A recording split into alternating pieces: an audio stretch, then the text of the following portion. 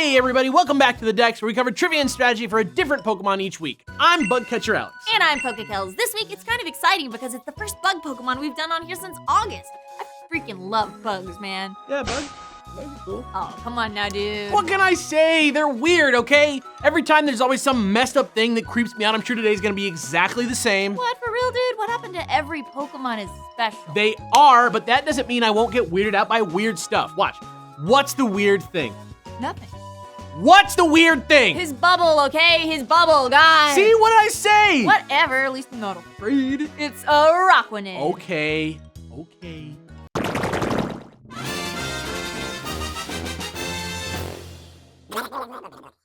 Araquanid is a badass-looking spider creature that looks like a space explorer with its crazy water bubble surrounding its head. It's even called the water bubble Pokemon. Araquanid live in the water but can crawl onto land in search of food, and its water bubble allows it to breathe and protects its fragile head. What she's not telling you, though, is that with this bubble, it also headbutts its prey and sucks them into the water, where it can't escape and eventually drowns. That's like something from a monster movie, right? Am I crazy?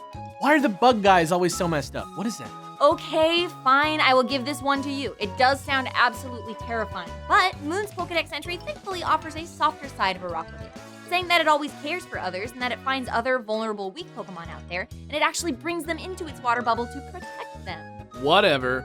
The word Araquanid comes from arachnid, the Latin taxonomic name for spiders and scorpions, and aqua, which is Latin for water. So then it's literally water spider. Actually, it's more like spy water-der, but we'll get to it. But the name from other languages that we look at can give us a little bit more insight too, so check it out. In French, you get a mix of tarantula and bubble, which sort of explains Araquanid's immense size, and even more interestingly, in Japanese, we get a mix of the words for demon, water droplet, and onigumo, the Japanese name for the European garden spider, which is also referenced in the German name where it uses its Latin genus Araneus as its base. What, party pooper? That sure is a lot of spiders. Yeah, so what? Bet that means we got some crazy spider segment coming up, right? What's it called? Spider-Mon? Actually, that's kind of good. No, what? No, we already have a segment that's perfect for this, almost, and that's Pokemon Entomology. Oh yeah, neat! Even though spiders are technically not insects. Right.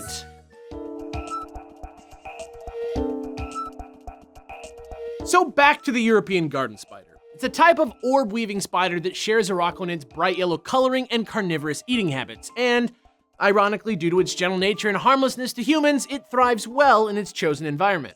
See? Harmless and nice, but it still doesn't explain the bubble, so now let's take a look at an even more awesome guy called the diving bell spider. This thing lives its entire life underwater and only comes out once per day, since it spins a web and creates its own little air pocket home just below the surface of the water. To transport fresh air, the diving bell spider traps a bubble around its abdomen, which it can do because of all the tiny hairs all over its body, and then transports its bubbles to its web and grooms itself to shake the air loose. Once he's got him, he can just stick his face in it whenever he needs to breathe. However, unlike the diving bells humans use, where we have to constantly be pumping fresh air into the bell to keep us from rebreathing the carbon dioxide, the diving bell spider is totally fine, because amazingly, these bubbles also function like a fish's gill, filter out oxygen particles from the water, and release carbon dioxide. It's self-sustaining, dudes. That's nuts. In fact, the only reason they ever need to go to the surface at all is because when you breathe from the same bubble too long, nitrogen builds up and can cause it to shrink and eventually collapse. But no biggie, because if that happens, the diving bell boy just refills at the surface with a new bubble. Crazy, right? But Araquanid takes this concept and flips it. Instead of making an underwater air pocket, it creates an above-ground water pocket so it can walk and breathe on land, like a little reverse spaceman. And the bubbles on Araquanid's joints mimic the way the diving bell spider stores bubbles on its body, and its huge head bubble imitates the way diving bell spiders hunt, by trapping creatures in their bells and bubbles where they can't breathe and drowning them.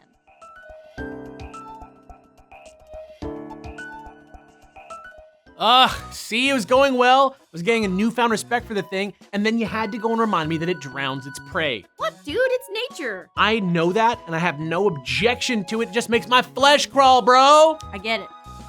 I appreciate that. But forget all that now, because it's time for some dope BGC 2017 Araquanid strats. Right, but just so we're clear, I love all animals and you're intolerant of spiders. Fine. Pokemon. Oh, there's one right there. No.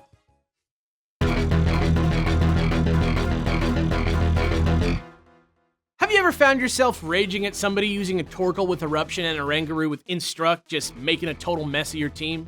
At this point, I think we all have, but lucky for us, Araquanid is here to pump the brakes on that whole system, provided you're running a team with a nice chunky Trick Room mode. Start with an Adamant one, and EV train it in HP and attack.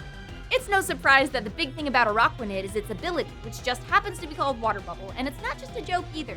The ability not only halves fire damage, but also doubles the power of water moves and keeps you from getting burned. And just to push those water moves even further, give it Mystic Water to hold, which boosts the power another 20%.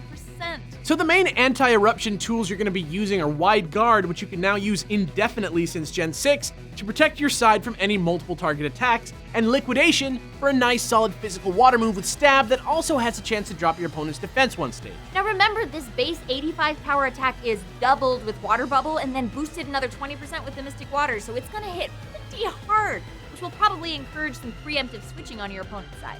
Counter that with a strategically placed Toxic and watch their brain explode. This set can probably defeat a Torkoal team as early as the team choice round, but don't think it can't work super well against other opponents either.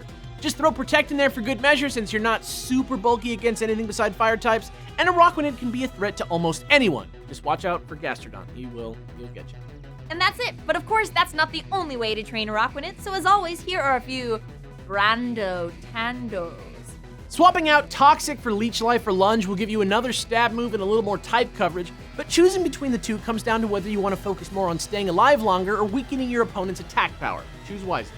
Another thing people have been using a lot lately is Substitute, which actually kind of seems like a no-brainer, especially if you're also running Leech Life. But the fact that it also protects you from status moves makes this strat pretty dang useful out there in the field. Also, if you love Brute Force, let's not forget that a Z-powered Hydro Vortex from Araquanid is one of the most powerful no-setup required moves in the game.